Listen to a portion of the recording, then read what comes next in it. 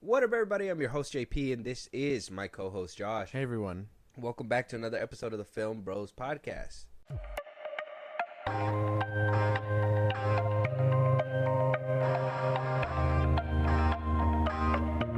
We've already heard the echoes, the haunting echoes. Yes. The little whispers in the wind, right? It's that season. Yeah. It's that time of year. Mariah Carey, Yeah. Oh, right? Yeah. It's that time for Christmas. We getting around that time of year.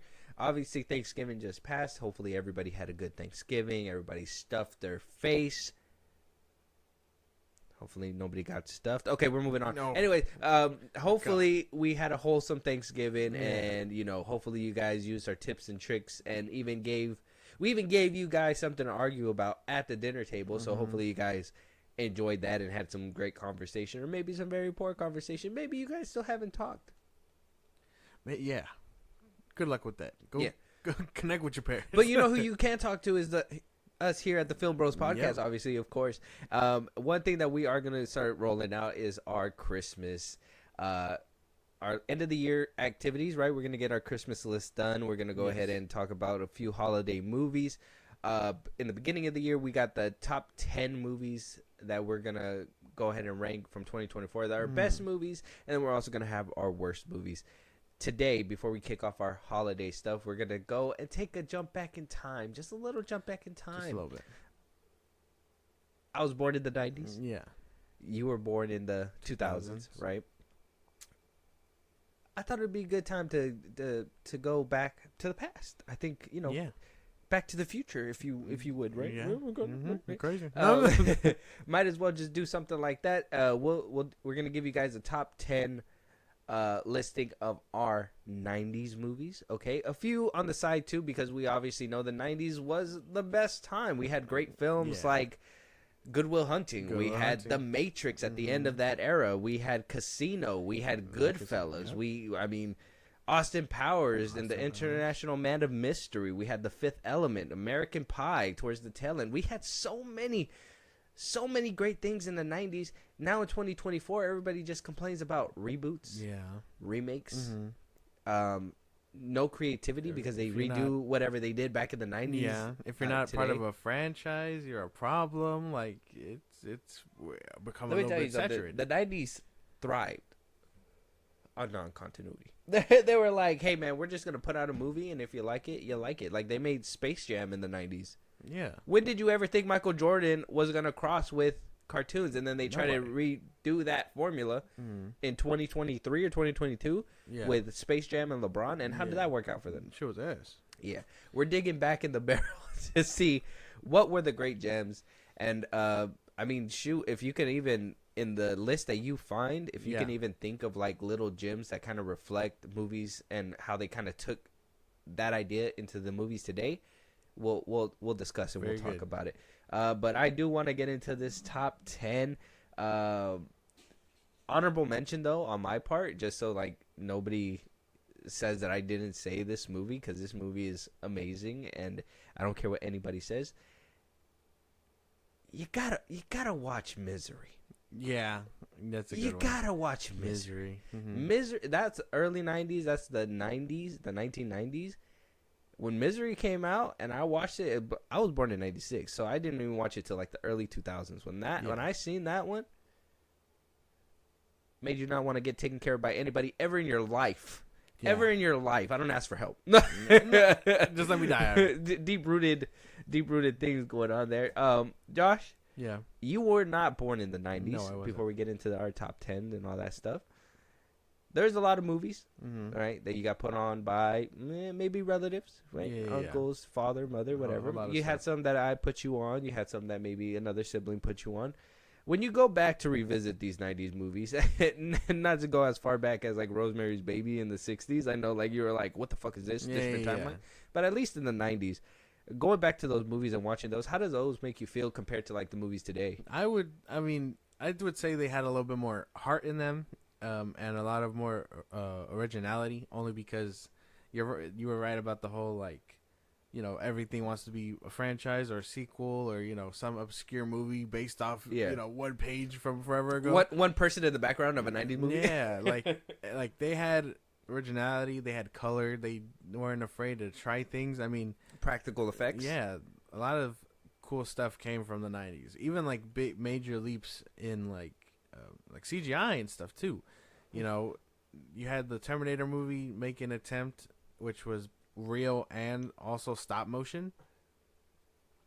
That one came out in the 80s. The prosthetic makeup for Arnold Schwarzenegger for the face. Yeah, so like a lot of those things were pioneered in the 90s and just elevated as technology grew up.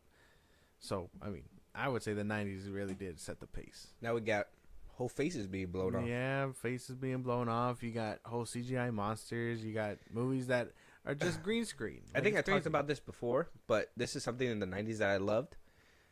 The blood packets in the vests. Yeah. You know, the real splatters when, like, somebody's dumping a clip in you and they're just, like, moving their body and you just see the little packets of blood burst out of them. Yeah. And, you know, like, that felt real. Now you get CGI blood. CGI, it's just paint. Yeah. It's fake paint. Yeah. It wasn't even on set. There was no real blood on set. And then they just put a little bit of makeup. One thing that I do like in the 90s, too, that changed drastically as, like, time went on, is that our female protagonists don't even get cut up or hurt. I remember watching Dark of the Moon. Yeah. And was like, Sam's girl has been through hell. And she still looks great. Her makeup looks amazing. Yeah. I mean, didn't she get captured? Like, shouldn't she be roughed up a little bit? You know what you think? And then in the 90s, you got girls with their hair messed up, cuts on their face. Like, they did not give a shit back then. And nowadays, you could barely get a girl to do it. It's crazy. It's crazy. The 90s were a different time. You could do all kinds of crazy stuff. Yeah. And in this kind of time, even comedies will not such even a drastic change. Yeah, you will not even survive with the comedies that they used to make back then, like House Party. Like, they made a House Party recently in 2023, but that felt a lot tame compared to what we saw back in the 90s version of House Party. So there was a lot of changes that went through the years, but I'm ready to start talking about these. I want to know what's on your list, to be honest, because 90s fan for you, it's kind of bizarre for me. It's a little bizarre. Yeah. Oh, just a little bit. I mean, you kind of did give off some honorable mentions, like Goodfellas, Casino. I've talked about those ones before. Good Will Hunting. Love that one, too. One of my honorable mentions, and an instant classic, The First Men in Black. If you haven't seen The First Men in Black, you gotta do some reevaluating, because that's a almost perfect movie. It's just a little dated. No. Yeah. Another. I know a lot of people talk about Jaws and stuff like that. Yeah. Deep Blue Sea. Deep Blue Sea. Deep Blue Sea. That one had the Samuel L. Jackson, right? Yeah. That's the one where he gives his great speech, and then a shark just comes out and chops his ass, and you're just like, what just happened? Yeah. It's good stuff. At least he wasn't the first black male lead. You want to go first or me first? I want you to go first. Let's go with our 10 down. Okay. From number 10, good 90s movie, The Mummy, with Brendan Fraser. I actually really enjoy that one. I enjoy all of them except maybe like I think everybody hates the Scorpion King. The Scorpion King is amazing. No, everybody hates the CGI stuff. I mean, yeah, The Rock and all that. Yeah, everybody hates that part. I really like the Scorpion King. I think a lot of people were wobbly with Tomb of the Dragon Emperor, but I mean, that was way past. Well, the 90s. I like Mummy Returns. I think the first and second one were really good, and then the third one, they took like the whole like CGI leap. You had the drag. I mean, it was cool. I thought it was cool for what it was. It just sucks that we didn't get Rachel, or what's her name, the lead lady in that one. Yeah, Rachel Weisz. Rachel Weisz. Something like that. Yeah. Well, yeah, unfortunate, but I would say. But in the 90s, they did it right. Yeah, the first two did very well. They just took this. I mean, it was a modern day. It came out like right around when Rush Hour 3 was coming out. It came out like 2008. So I mean, the third one. So they were trying to do these drastic things to keep up with the genre. They were trying to do that whole sequel thing where like hopefully we didn't flop the third sequel. Yeah, looking at you, Home Alone 3. Yeah, they fumbled kind of hard. But that's my number 10, The Mummy. Okay, all right. My number 10. Because you didn't even say it. It's Scream. Love Scream. The first Scream. The very first one. I understand. People are like, well, it's cheesy, it's corny. Look, watching that in the early 2000s, not having a cell phone, not basically living off of like what you dial internet, right?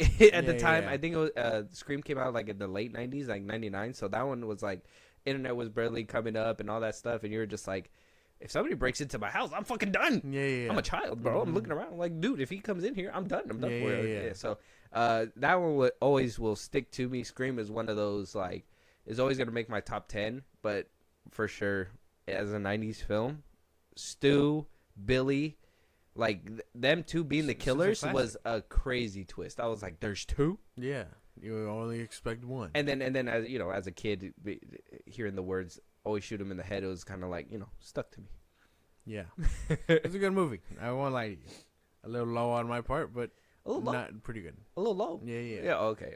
Yeah, you probably. I got a few more bangers. Okay. I got more in the chamber. You're not gonna about to do me like that. All right, go ahead. Number 9. Number 9. Ooh, number 9. Face Off with John Travolta and Nicolas Cage. I was very young when I first seen this one, which I mean, I probably shouldn't have been, but really good stuff. Very good, nice concept. I've always kind of was hoping for. I think Nicolas Cage did comment on a sequel, perhaps, but obviously not gonna happen. I think John Travolta and him are kind of too young for this. Yeah, too old for this. Yeah, too old for this. Yeah. So how are they gonna survive surgery? I don't even know, man. I don't even know. But yeah, classic, instant classic. If you ever seen that one, it's a good action movie. Check it out. Face Off. Little high up there, but we'll allow that to slide for sure. Yeah. But I do think it's a classic. I think that one's a great. That's one of the movies where I remember watching for the first time and was like, "There's so many inconsistencies for sure." Well, yeah. A lot of jump cuts and all that stuff. That, and then it's just like, well, how wouldn't they have known? Right? Like, how wouldn't they, like, did they do surgery down there? No. He banged his wife, bro. His wife didn't know? She knew. I'm mad. She knew. No, she knew the whole time. Yeah. She was just like, oh, yeah, oh, no, this is you. Oh, no. She was like, she's a liar. She's a liar. Anyways, my number 9, I'm going with the horror route with the first two because I understand that those are the ones that have the most inconsistencies when it comes to the 90s, but still, I Know What You Did Last Summer. Banger. I know what you did last summer. Yeah. I'm just stating a fact to you. No, just kidding. I'm just kidding. No, they're coming out with a sequel. It's called I Still Know. Oh, no. I Know What You Did Last Summer. I Still Know What You Did Last Summer. And then the new one that's coming out, and I think Jennifer Love Hewitt's coming back. It's supposed to come out next year. Is I Forever Know What You Did Last Summer. Something like that. So we're getting a third sequel to this franchise years later. But the very first one that came out in the 90s, dude. Scream if it was a fisherman, and then even worse because you just don't know who that guy was, so you're just I thought it was a great film. You just seen it happen. He was like, hey man, hook for hand. You know the hash slinging slasher. Yeah That's where they got it from. The spatula. No, well, it's a hook hand. Instead of like a knife or something, he walks around in like a raincoat. Freddie Prinze Jr. is in there, and so is Jennifer Love Hewitt, and It's basically the movie that Scary Movie made fun of. In the beginning, you remember where they're like driving and he hits like a person and he's like, we gotta get out of here. And he's just like getting mad or whatever. That's what they make fun of. They basically run over somebody and they're just like being haunted by his ghost. They're like, well, they didn't find his body or anything like that. So they think he survived and he's just walking around with a hook killing people. You get somebody in the right here with it, just and he's damn crazy shit. That is crazy. Watching that as like a 90s kid or like a child, I'm just like, dude, who allowed me? Yeah, I don't even know. I'm saying Face Off and all that stuff. These are not suitable movies for children. But watching them as adults, though, you're just like, and now you're like, hey man, yeah, get him, shit him up. Yeah, pull the gun on him. All right, number 8. Oh shit. Number 8. A little deep cut. If you haven't seen this one or heard about it, you know, I understand. But Pleasantville with Tobey Maguire and Reese Witherspoon had a young Paul Walker in there. Basically, it's about these two kids who get trapped in their favorite TV show, and they end up there long enough for the movie to start changing and, you know, adding color and all that stuff. They end up changing the movie. It's been a while since I've seen it, so I forget how it ends. Just go check it out for yourself. I remember it being pretty good. Oh. Had a young Tobey Maguire. So, I mean, I haven't seen that one in a long time. Before he was Spider-Man. I gotta watch that one. What is it called again? Pleasantville. Oh, I've heard of it. That's when they're like they start black and white and then they gradually move. Yeah, they move I've the heard color. of it. I've been wanting to watch it. Have not watched it. I gotta watch that one. There's Put a that young one on Paul the list. Walker in there. You'll notice it right immediately. Yeah, You'll notice it that's him. I immediately, yeah. remember seeing a young Tobey Maguire in there in the like a snippet or something like that. Yeah, I gotta watch that one. It's a good movie. Yeah, It's interesting. directed by Gary Ross. Gary Ross. He did the Hunger Games. He came back for the Hunger Games? No, he did the first Hunger Games, the 2012 one. The one that kicked off the franchise. Yeah. Very good. So I mean, he has, I guess, some merit behind him. He does some good stuff. Mine, number 8, Yeah. Face Off. Oh, okay. Very good. I put it right there. I do think it's a classic. Nicolas Cage, and I think in the 90s, Nicolas Cage was like in his prime. Yeah. Like that's where he fucking was. 90s and early 2000s. I think he started getting wobbly like late 2000s, and then 2010 and on, it was kind of like he was doing a bunch of like little films. Where here did and he there. go? John Travolta too. Peak of his career, he came off of like Grease, did a couple 90s movies, and then wound up landing Face Off, and you're just like, well, okay, cool, like this is, it was something great. I still think that there is some inconsistencies. Like I said, there's a lot of like stuff that you're just like but at the end of the movie, by the end of the movie, you still feel satisfied. Yeah. They swap back. The villain loses. You get a typical classic case of good versus evil, even though you kind of feel like they're both kind of evil. Anyways, but yeah, Face Off, my number 8. That's very good. I really enjoy that one. It's a nice action flick from the 90s. Yeah, of course. And it's very much 90s coded. Like it had all the like necessary things. Explosions, a boobs, lot of explosions. Yep, yeah. Airplane, all the kinds of stuff that you'd expect. Drugs, guns, yeah, shooting, guns, all that kinds of stuff. My number 7, if we're moving on, The Fugitive, with Harrison Ford and Tommy Lee Jones. Yeah, yep. that's a great movie. Yeah, that's great. I was gonna put it on the list too. I did put it as an honorable mention, but it got beat out. Nah, man, I really enjoy this one. The Fugitive's great. Yeah, Harrison Ford was in his prime. Yeah, where he's like, I didn't do it. He's like, I don't care. Like, it's good shit. Good fucking movie. If you really want to look for a nice Catch Me If You Can type of movie, this is it. This is this one. That's basically, it follows Harrison Ford. He's a doctor. He gets framed for murdering his wife, and he's on the run trying to show him that he didn't do it. It's pretty good stuff. And then there's a follow-up, if you ever get curious, called U.S. Marshals. Same Tommy Lee Jones. It like follows him. It has a young RDJ if you want to check that one out too. Yeah, U.S. Marshals is a great one too. Those two movies are great. Tommy Lee Jones, same thing. Peak in the 90s. I think early 2000s he was kind of dwindling because he was getting older. But I mean 90s for sure. He was a force to be reckoned with. Yeah. But I do that's a good one. I had it on the list. I fucking scratched it too because I was just like, no, something beat it out. Unfortunately, the movie that beat it out was Independence Day. Oh, okay. Yeah. Damn. You gotta have Independence you Day. gotta have Independence You got Will Smith in there. You got fucking Jeff Goldblum. Yeah. What else can you ask for? They say you could fly an airplane, right? He's like, yeah. Then you could fly a spaceship, and then that's the kind of logic you don't go against. Yeah, honestly, you can't even argue with that. As a kid, seeing the White House get blown up, I was like, how the fuck did they do that? Like, I think Independence Day was one of the first movies where I was like, as a kid, okay, understand. You gotta understand. When I seen actors and they would die, I assumed they were on death row. Okay. I assumed like they're just never gonna come back. And then I seen them in a different movie. I was like, hey, wait a minute. No, but he's actually very much alive. But when I seen the White House get cracked, and that dog running through the street, I was like, not the dog. I was like, no, the White House, the dog, everything's getting exploded.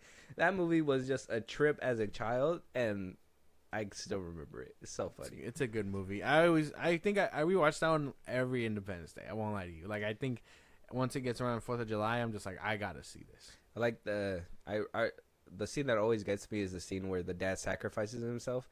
He's like, up yours, and just fucking. Yep. Yeah. I'm just like, that's an American. Salute you. Yeah. Bona fide American, right there. Yeah. Give this man a holiday in the street. Yeah, no, that movie, that's one of those movies that is like, if I was a platoon leader, I put it on to rally the troops. Just saying. Basically. Be like this man. Yeah. That's basically. And it. then everybody knows the famous speech that the president gives. Like it's a good movie. It's a very like What's the love your one neighbor kind of movie. Yeah, that one scene too that was really creepy for me watching too is the scene where like the alien wraps his neck, the doctor, and puts him on the glass and starts talking through him. That's the scene that really got me too when I was younger too. But that was great. That's a great film. Did you see the sequel? We're not talking about that one because it wasn't too good. But did you see the second one? Yeah, That shit was crazy because they were like he lived. Yeah, that shit was tough. Yeah, there was a lot. I was like, how did he even make that shit? Don't watch the second one. Watch the first one. It's the second one was a reach for sure, but it just didn't. It wasn't gonna work out without Will Smith, regardless. So yeah, unfortunately, and he didn't do it and for them to be like, well, he died off screen. Yeah, fuck out of here. I don't want to see that shit. He fucking flew a spaceship into another spaceship. Fuck out of here. That's fucking this guy. He should have been drag an alien across the desert. Yeah, after punching him. That fun fact. That scene where he like kicks the alien is like he fucking stinks. Improv. Oh yeah, it wasn't in the script. I guess he was walking them through the dirt, and that I guess that according to I think it was like Will Smith or one of the crew members that somebody was making something in the background and it stunk, and he was just like, and it smells like shit, and he like started kicking the aliens like, why do you smell like that? And he kept going. That's fucked up. That was an improv thing, and I was like, well, Will Smith let the ghetto come out of him. Yeah, that was like, hey man, probably would have done the same thing. Damn it, Jada. No. But yeah, Independence Day is my number 7. What about your number 6? Number 6, The Matrix. Had to have The Matrix on here. Okay. At the brink of the 90s, this one did come out in 99, so it barely beat the buzzer. It honestly, if you haven't seen this one, I urge you to go check it out. Such a great action movie. It set the pace for CGI fighting and, you know, robots and AI stories and stuff. It really did do a lot. Pioneering wise and story wise, you just got to see it. It has Keanu Reeves and all that one stuff. Scene where he does like dodging the bullets, iconic scene. Iconic for sure. Everybody's gonna remember that, and we'll watch it, and then eventually get an unnecessary 4th sequel that nobody cares about. That's right. Just watch 1 and 3. What 4th? There's no 4th. 1, 2, 3. 1, 2, 3. Are you one of little side tangent? Are you one of the ones that didn't like Reloaded? I don't mind Reloaded. A lot of people talk shit about Reloaded. Yeah, no. And then people are like, well, Revolutions, it was still kind of rocky, but it kind of stuck the landing. No, I liked all of them for the most part. I guess 2 is the weaker link if you're putting all 3 of them together. But that's because for that one, I think they were just expanding lore. So they weren't really doing too much action. They were putting a lot of like groundwork down for sure. Yeah. And then the third one was they brought back all the action and stuff. First of all, I think that whole scene where Keanu's fighting all the Smiths. I mean, I know it's like CGI and all that, and it doesn't hold up as much. That scene alone it was badass. Solidifies that movie, I think. And not only that scene, but the scene where like they're on the highway and the 2 ghost ones are chasing them, like that too. Like that's a good scene. It's a really good. Oh, and they're in the mansion too. When he's fighting all those people in the mansion, he stops all the bullets, and then he like stops the axe. Yeah, that. I gotta rewatch those movies. Yeah, see, I'm already putting them up. Yeah, turns to the side. We're actually done here. But no, I would say go see The Matrix. The first one's really great. Don't watch the 4th. Yeah, no, it doesn't even exist. Just watch 1, 2, and 3. Yeah, you let me down. Yeah. What's your number 6? My number 6 is a Robin Williams classic, Mrs. Doubtfire. Okay. That one didn't make the list only because it's been a while since I've seen it. I know. I've been noticing your list. Your list is a lot of action or gangster. I got some comedy sprinkled in because there's a lot of 90s movies to me that made me laugh. A lot of great comedy. A lot of stuff that you will not be able to survive today. Like, I know, what was that movie called? The Nutty Professor. Yeah. You'll never be able to make the Nutty Professor today. That was funny. You'll never be able to do that today. So I think Mrs. Doubtfire is one of those that you wouldn't never, ever. I don't even think you could find somebody who could. Well, I think if you put like Jim Carrey or like Ryan Reynolds in a wig and a dress, I think they could probably do it if they tried. But I think a lot of the days it's like frowned upon, and then especially after that whole boom where it's like, oh, they put you in a dress to humiliate you. So like I think a lot of people are just against it now, which fucking sucks because I think that was like a great time where it was like just hilarious to see that kind of like difference. But Mrs. Doubtfire, it was great because not only did it tackle serious subjects like, you know, divorce, and then, you know, the man not being able to see his kids because, you know, the woman gets custody most of the time, and this was back in the 90s where it was more prevalent, I guess.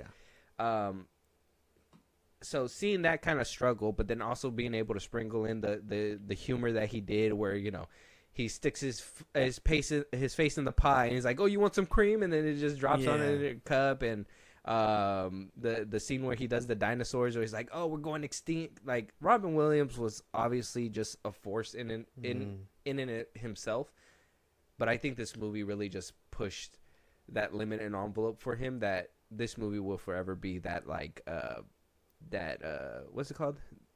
It would be his crowning jewel, in my eyes, for Robin Williams. I know a lot of people are like, well, what about Good Will Hunting? Look, dude, I understand Oscar winner for sure. You see him dressed up like a woman and play as a woman, and make the jokes that he does, and still is able to show you that it's Robin Williams. It's a great movie. He has a lot of great films. That one just didn't make it. May he rest in peace. I haven't seen it in forever. I couldn't even, like, you were talking to me and I was getting like some of it like recognizable, but I just haven't seen it in a cool minute. That's what I'm saying. You just, if it don't have boom bang pow, it don't make me go wow. That's not true. That's Josh's mom. That's not true. Yeah, my number 5. Yeah, number 5. You got nothing for Mrs. Doubtfire? Rude. I don't. How dare you? The Truman Show. The Truman Show. Fucking hate you. No, I love that movie. Such a good movie. If you haven't seen it, it has Jim Carrey in it. Laura Linney. I was gonna say a whole nother name, but I mean, I'm pretty sure everyone's heard of this one to a certain extent. It's they follow Truman through his life. He's basically on broadcast television, like, you know, living his life through a set, and they're following him. So he basically finds out. Well, they're supposed to follow him through his whole life. Yeah, they were up until his from his birth all the way up to basically when he decides to. Well, the end happens. They traumatized him. They did, from going in the ocean just so he wouldn't cross a bridge. And the shit was crazy. And then the train scene, the bus scene, and all that stuff too. So I don't know, really good movie. If you really, there's not much to it. It's very simplistic, and it's also just you just see Jim Carrey just give a really great performance. Yeah, and then, you know, obviously that whole, like, little struggle in that film too, where it's like, you know, he wants to live in reality, but he feels like this isn't his reality. And then at the end where he, like, looks at the camera and he gives you his catchphrase, and it's like, I don't want to be here. Exactly. And he leaves. I like, dude, that movie's great. Honorable mention for sure. But if it made your list, even more power to you. Number 5. That's my number 5. What's your number 5? My number 5, T2. Crazy sequel. Great movie. Crazy sequel. We got Schwarzenegger back. We had the whole John Connor arc. We were able to not only see her, what's her name? Sarah Connor in the first film, where she was kind of like scared and not very much, you know, she wasn't that badass girl that you see in T2. Yeah. And to see her evolve and be like, you're not going to make me be crazy. I am fucking crazy. I'm gonna fucking go crazy. Yeah. And she goes through all that whole opening scene where, like, she's holding the fence and, like, you just see the bombs drop and then she turns into a skeleton. Bro, locked in after that. After that scene, bro, I've been T2 is forever my favorite movie too. I like 90s film. Yeah. I like the scene where Reese is back in, like, a flashback, or not a flashback, but like her fucking psyche playing tricks or whatever, and he's just like, you gotta go get him, Sarah, you gotta get up, like, driving her. She's a great, like, action hero. She deserves to be up there. Her, Ripley, like, they deserve their own, like, you want to know how to make great female protagonists? Right there. Talk to Cameron. That's it. Yeah, he's been doing it since. Such a classic, so much better than the rest that have been going on, like Terminator wise too. So not Salvation, brother. Salvation was good. What does it reach T2 though? No. I think it climbs pretty damn high. Well, yeah. I mean, it climbs over the rest of them. You know, when your competition is like Genesis and stuff. Genesis and 3. So, but Shots I mean, fired. but I Hate mean, you. a quick little thing. It'd probably be T2, and then like right there is like, You know what? salvation. As a kid, you really used to like T3, yeah. And then I grew up and I've seen it, and I'm you're just like, this doesn't hold up like it used to. shut. Put the put the fries in the bag, and then Yeah, she there was just yeah. she just dumps. There, I did like her design. Like I think the ending of T3 when she gets stuck to the magnet Mm. and like her skin is like getting stuck to it because it's all so metal, and then you see her exoskeleton Yeah. or whatever. Like that's a pretty cool like looking robot. It just doesn't hold up. One thing about those movies, I just hate when they it's like they go from robot to like animal. That makes sense. Like that I think that happens with like all the movies, kind of. Not really the first one. I kind of feel like he still moves like that in the first one, but in the second one, when he's like in the after he gets frozen and everything, he didn't do a lot of talking, but he would. And then once he goes into robot form or like liquid metal, it's just like over. Same thing with the third one. Once she started losing her like main skin, she stopped acting human. She just was like a monster, and I'm just like, that's something that I just didn't like. I like the consistency in the first one and the second one, where like the robots, they kind of stay a little bit robotic, and then obviously when he starts melting, it's different. He starts spazzing out. It's obviously reminiscent as like iRobot. After he injects the girl, she starts spazzing out and stuff, but still stay like a robot. The third one, not really so much. I think she turned into like a monster, and like having a crawl and all that stuff is just like, it felt more like I'm trying to think like what to compare it to. It felt more monster / than a robot AI movie, if that makes sense. Oh yeah, because she was on the hunt and basically killing like all just the going blood hungry. soldiers. Yeah, I don't know. all the ones that interact with John Connor instead of killing John Connor herself. Exactly. So you just go into a mindless robot when you could just stay on target kind of thing. And then the other movies, I feel like they make it a point. It's like, these guys are in my way. I'll move them, but I'm not gonna make them my main target. They're not, if I'm after this guy. Yeah, they're you know just what I mean? side objectives. My main objective is John Connor. Yeah, exactly. And then John Connor gets a whole pump to the chest. It's insane. We don't talk about that movie. Anyways, so number four. Number four. Juice. We're going to jump into the earlier 90s, 1992 Juice with Tupac. And I would have said Poetic Justice. Omar Epps. Yeah.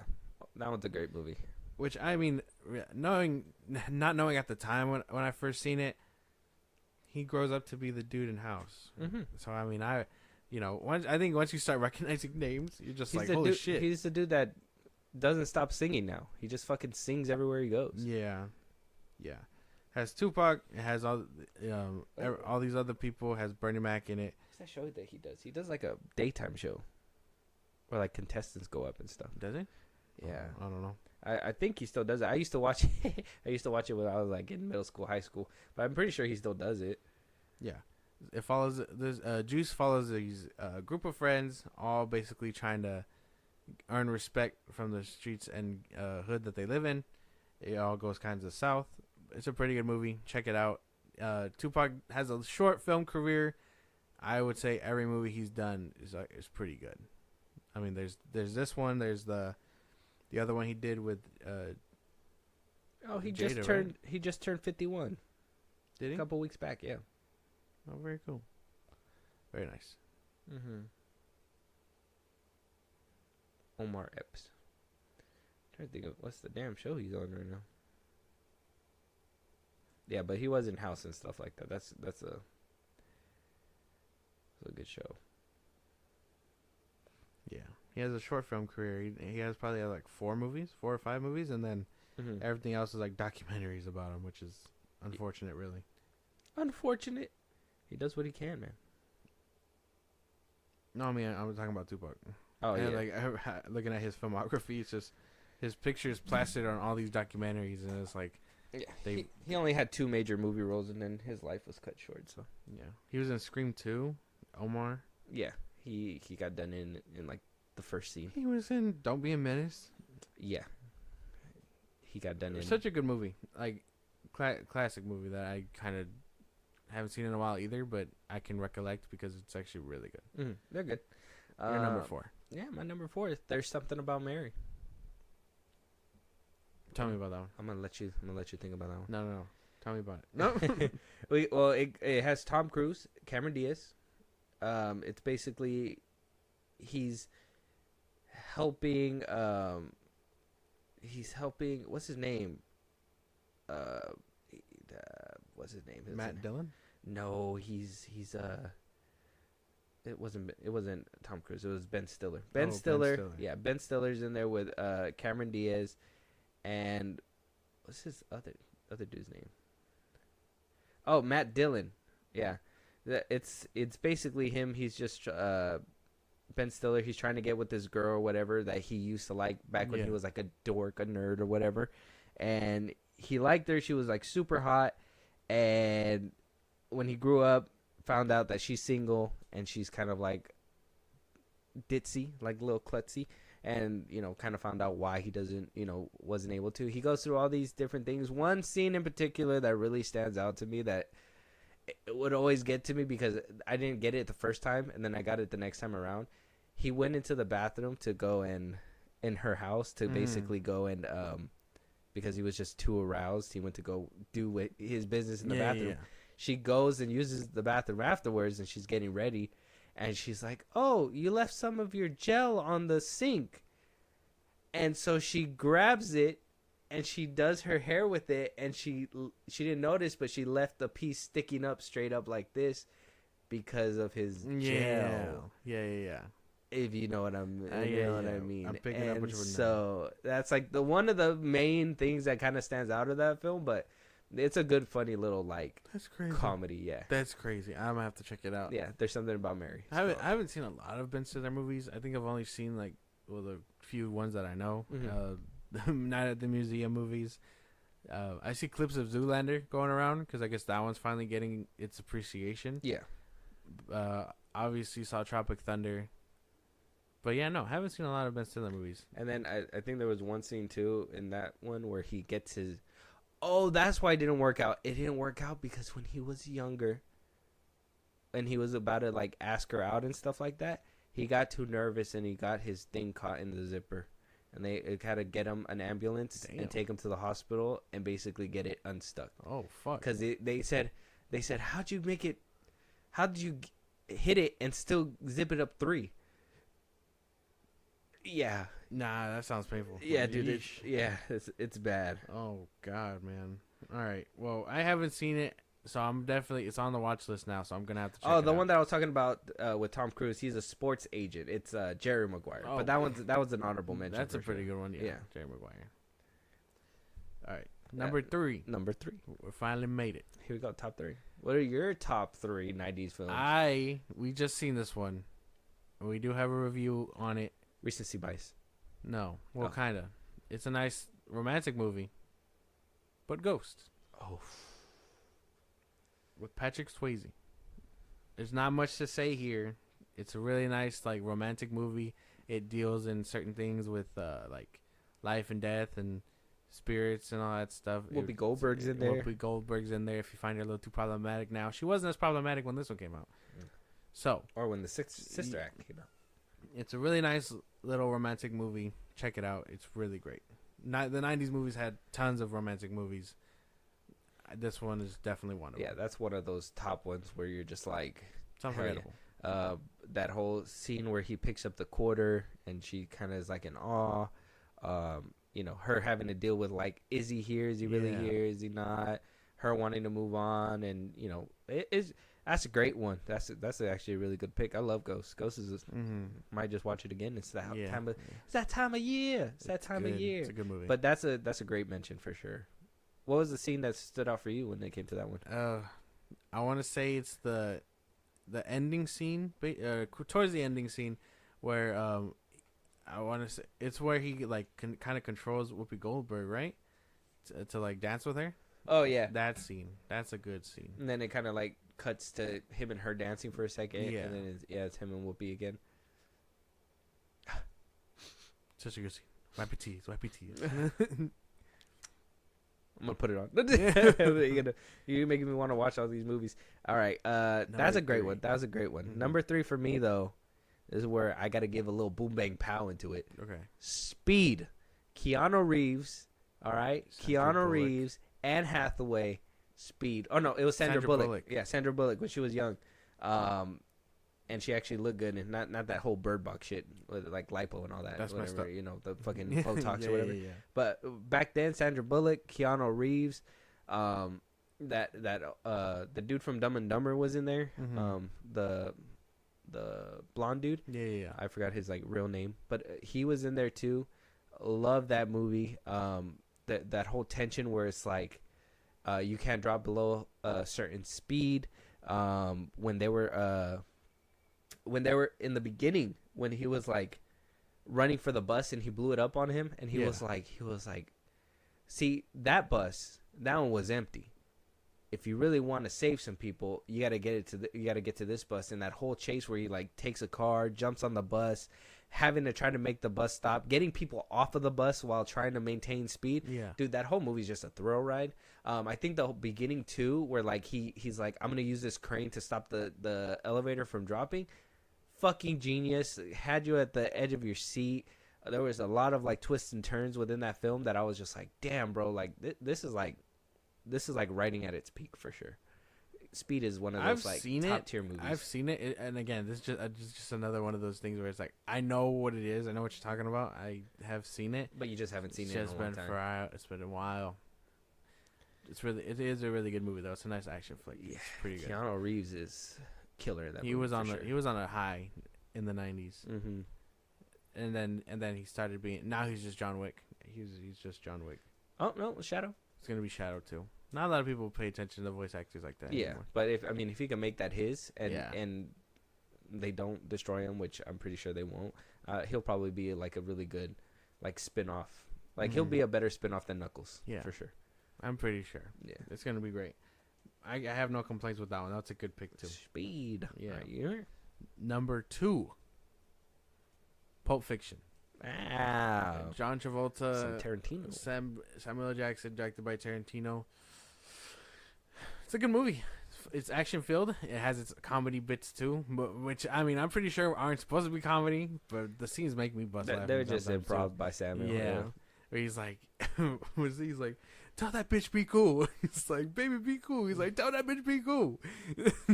Put the gun down. It's a good movie. It's a really good movie. Yeah, that's one of those ones that I haven't seen in a while either. Yeah, best way to put it is about these two detectives that they're basically trying to. What's her face is in there, right? What's her name? Uma Thurman. Uma Thurman. There you go. Yeah, she was a Kill Bill. It says, a burger-loving hitman and his philosophical partner, a drug-addled gangster's mall, and a washed-up boxer converge in this sprawling. It's a comedic crime caper. Yeah, that's what it says here on the Letterboxd. Mm-hmm. So, haven't seen it. I mean, haven't seen it in a while, but I recognize it enough. It's a really good movie. Okay.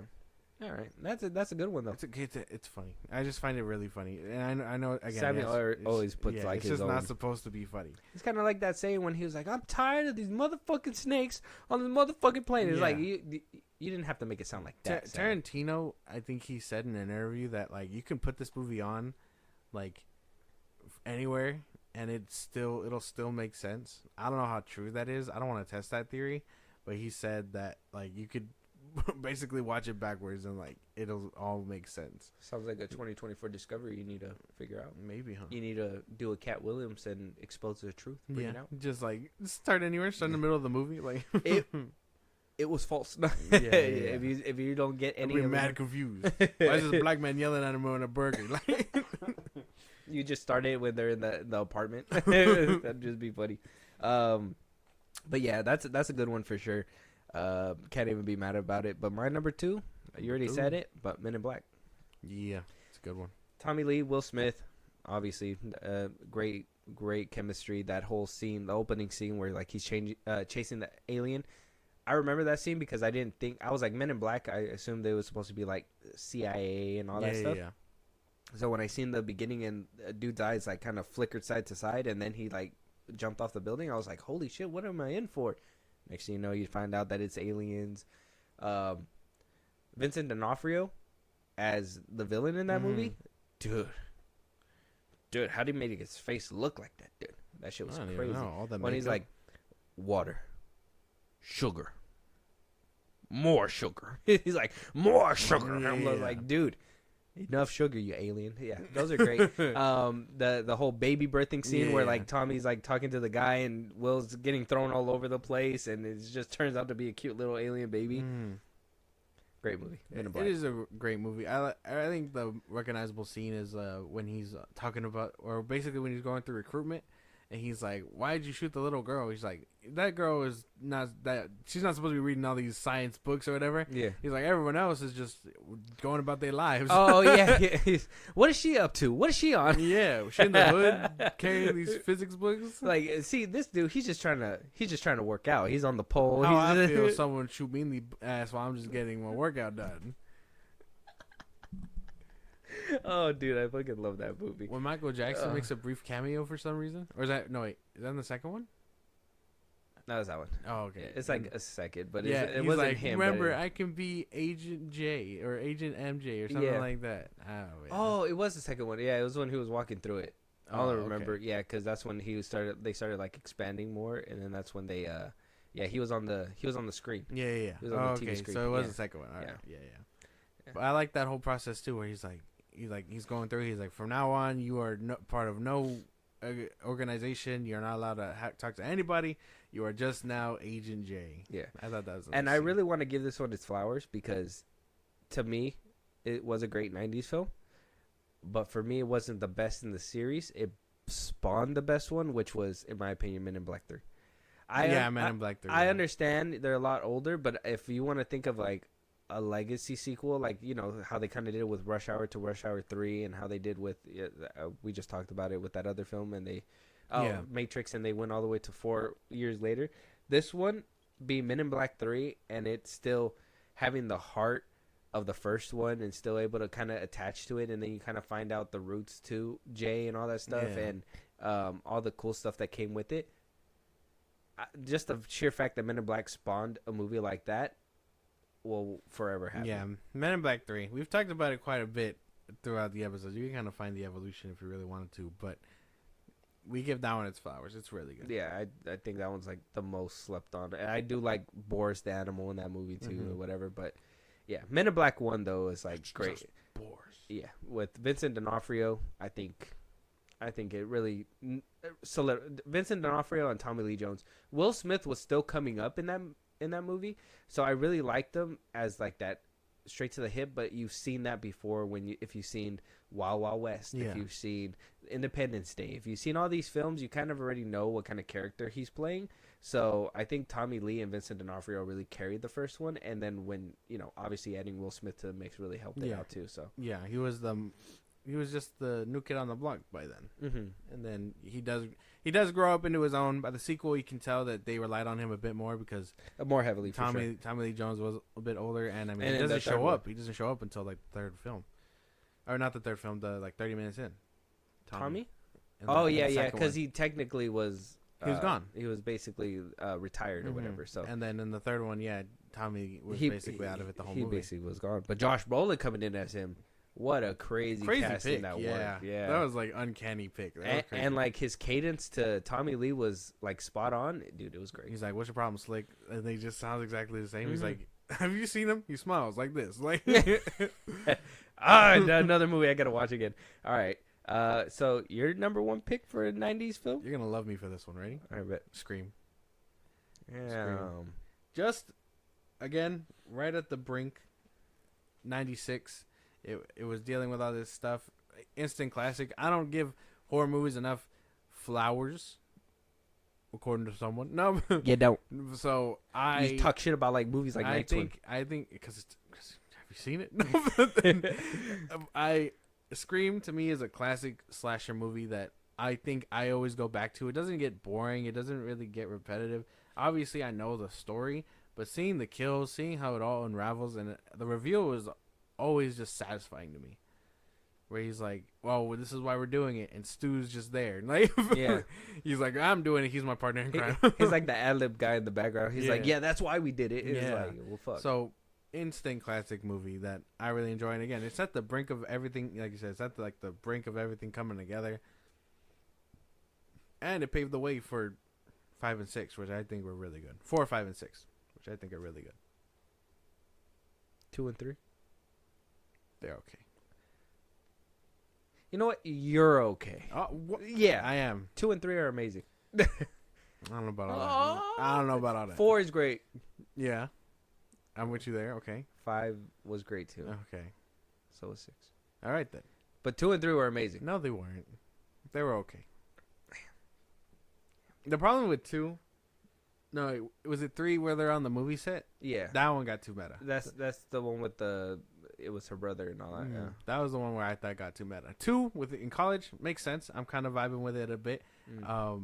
But I think it loses me at 3 because it's like too meta. It's like, oh, now they're just reenacting the movie that they were writing about from the first one. So Yeah. it's like, what's going on? That's the best part. No, it's not. That's the best part. Come on. No. The scene in the third one that always got me as a kid was when they're on the set and you just hear the mom's voice like in a horror way, kind of like how you did in the first 2 where it was like outside or like she would just kind of faintly hear, but then like you see her standing underneath the sack, Yeah. and like she kind of just keeps walking forward at you, and I'm just like, dude, turn off the TV. Like, Yeah. That's what I would do. What are you doing? Yeah, like don't come at me like that. Yeah, Bro. crazy. Skip.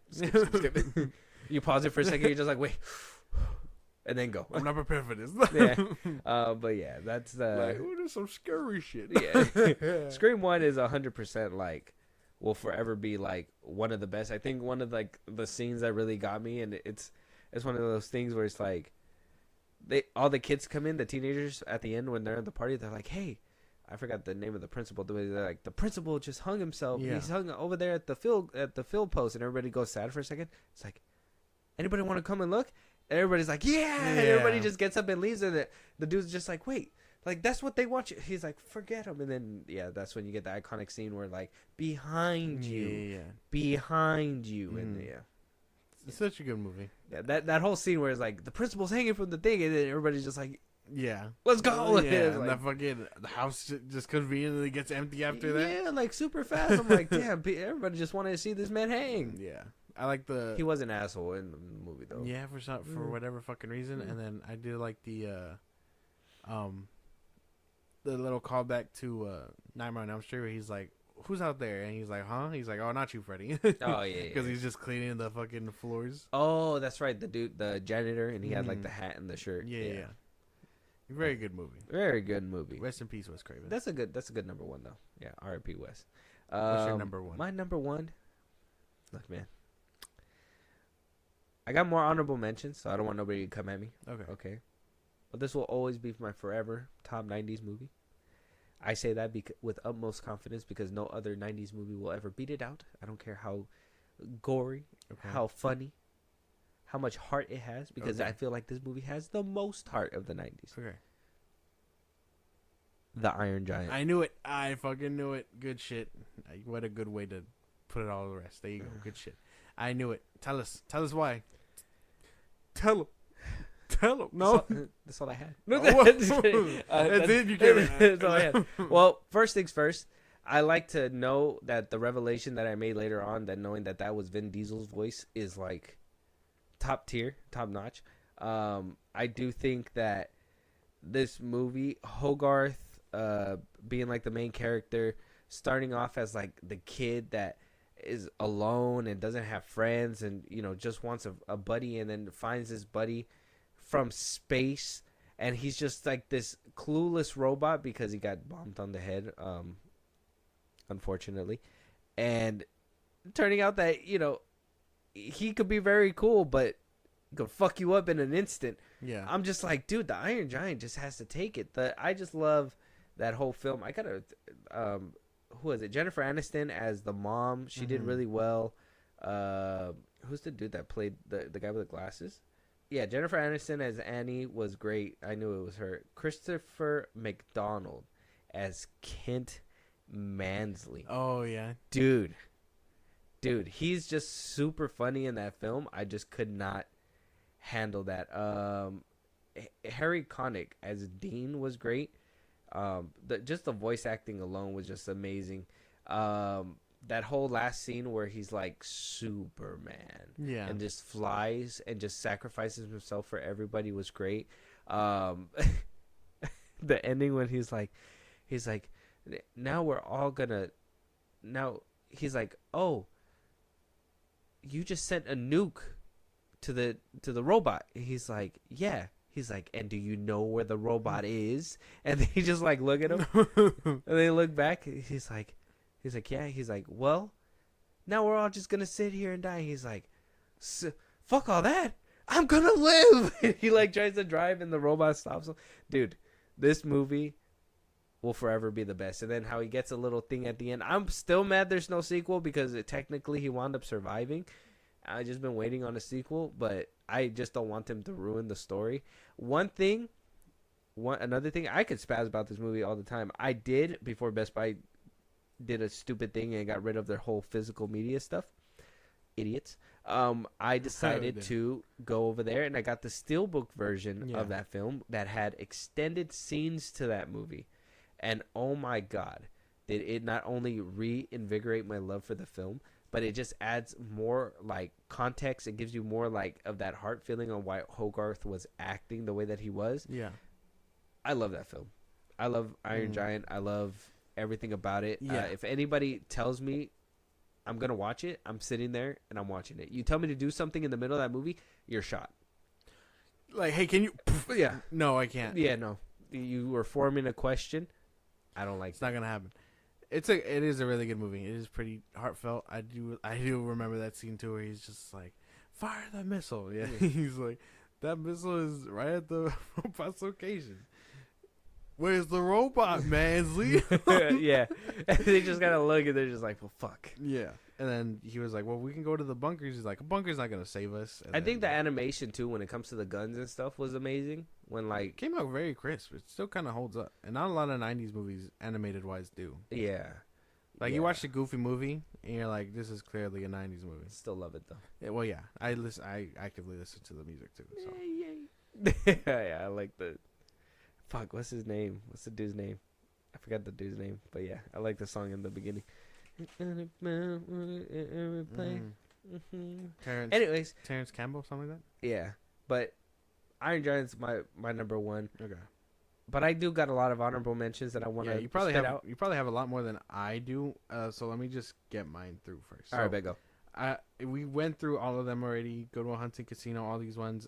The only one that I have left, and I mean, we could just shoot the shit for your list. Another romance movie that I got around to seeing, 10 Things I Hate About You. Another good one. That's a good one. With the late, taken too soon Heath Ledger. Yeah, so. that was one of my honorable mentions too. Keep going. But The Crow. Okay, haven't seen it. Oh no, no. That one's good. We were supposed to watch it, and then we were supposed to watch the reboot. Yeah, but I heard the reboot was jank, so I'm waiting for streaming, and then we'll just watch them both back to back. Obviously, we did say Men in Black. Okay. The very first, like, successful Marvel movie, Blade. That one came out in the 90s. Obviously, that one needs to get its flowers. Ain't no one else gonna be Blade? Shang-Chi Redemption. Toy Story. Yeah. The Beauty and the Beast. Lion King. Sixth Sense. The Christmas movie that is Die Hard. Jesus, no. Aladdin. Aladdin. Nobody get mad at me. All right. Well, I'm gonna say something. It's a hot take. We know Lethal Weapon came out in the 80s. I understand, and I think 87 the second one came out. But 3 and 4 came out in the 90s, and I know a lot of people hate the third one, but the fourth one with Jet Li, out of my fucking face, guys. Very good. Out of my fucking very face. Good I don't care. Yeah, don't. I love the third one too. If anybody want to come at me for that one, but I haven't seen them all. Seen the first one. You have them all? Oh, wow. Okay. Well, movie marathon coming up there. Yeah, coming up. One of my personal favorites, too, but it just barely did not make the list, Demolition Man. That's a good one. Yeah. With Snipes and Stallone, right? Yeah. Yeah. That's a good one. Happy Gilmore. Okay. You got Heat. Mm-hmm. Edward That's Scissorhands. another good one. I like Heat. Yeah. Edward Scissorhands. Yeah. 7. You did say Truman Show. Office Space. Haven't seen that one. Friday. Everyone does Friday. Yeah. Tombstone. No. It's kind of a Western. You probably wouldn't like it anyways. Okay. It doesn't like you. The Usual Suspects. I've seen The Usual Suspects. The Fifth Element. Mm-hmm. Okay. Yeah. Oh, you did say something about Mary. Sandlot. Now, a lot of people would have put Sandlot on their list, but not me. Yeah, no, me neither. Obviously, The Sandlot is a good one. But it is a good one. Home Alone 1 and 2. Okay. Dumb and Dumber. Yeah. Before they got dumb. And even worse. more dumber. Yeah. Yeah. Apollo 13. With Tom Hanks. Yes. Haven't seen it. That's a good one, too. Half Baked. With Dave Chappelle. Blair Witch. No. The Blair Witch Project. Did you see that one is getting finally its extended cut coming out? Yeah, I'm gonna watch that one. That's pretty cool. I want to shit my pants again.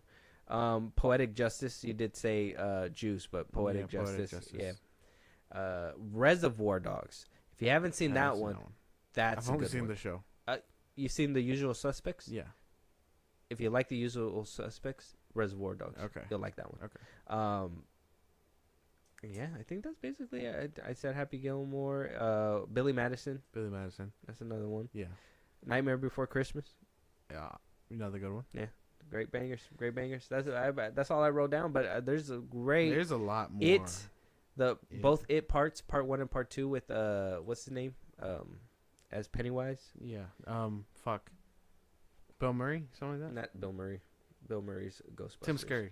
Tim Curry. Tim Curry. Something Tim like that. Curry. Yeah. Something like that. A lot of good movies in the 90s, man. Tim Curry. Such a great era. Seth Green was in that movie too. The first Total Recall. Twister. We just seen it. Twister, 1996. Oh, yeah. Twister, Total Recall. Those are great. Army of Darkness. Army of Darkness. Saving Private Ryan. Oh, Saving Ryan's Private. I mean, Jurassic Park. Jurassic Park. Oh, yeah. You already said home. I know. This is one of them. What, Yeah. with Michael Keaton? Mm-hmm. Jack Frost. Yeah. You seen that one? That's a good one. Bad Boys. The first Bad Boys. Children and now of we're the already Corn. at the fourth. Nothing to Lose. It's a good one. Anaconda. Which oddly had Ice Cube in it. Ice Cube, yeah. That's a good one, actually. Mm-hmm. Not gonna lie. Can't even be mad about that one. Little Soldiers. Mm-hmm. Armageddon. Mickey's Once Upon a Christmas. I don't know if you've seen that one, but that's like a classic. No, I haven't. Because it doesn't have boom bang. Anyways. Fight Club. Hollow Man. A lot of good movies in the 90s. Fight Club was in the 90s? I thought that was like early 2000s. Nah. Right here it says Sleepy 99. Hollow with Johnny Depp. Sleepy Hollow with Johnny Depp. If you haven't seen that one, you gotta watch that one. Yeah, That's a good one. Sleepers, another good one. A Bronx Tale. I see clips of that one rolling around. I haven't seen it fully. That's a good one. The Green Mile. The Green Mile is a great film. Schindler's List. The 98 Godzilla, if you're into that. I actually love that one. Oh, wow. Well, there you go. The more you know. Armageddon. With Bruce Willis. I said that one, yeah. I'm here without you, baby.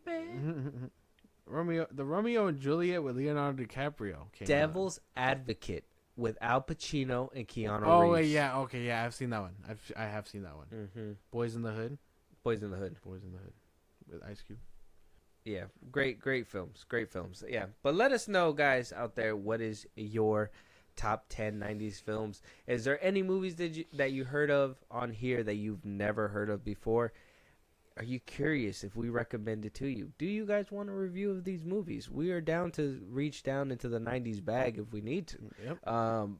But let us know at the socials that Josh is going to give you. Go ahead, Josh. Twitter, TikTok, Instagram at FilmBros Podcast. We post new episodes, or you can hit us up there for any news or movies you want us to cover. Buzzsprout, link is in the socials I just gave you. It's like a Patreon. You subscribe, you help the show grow. We'd greatly appreciate it. You can be a part of the conversation. Twitch at FilmBros Podcast.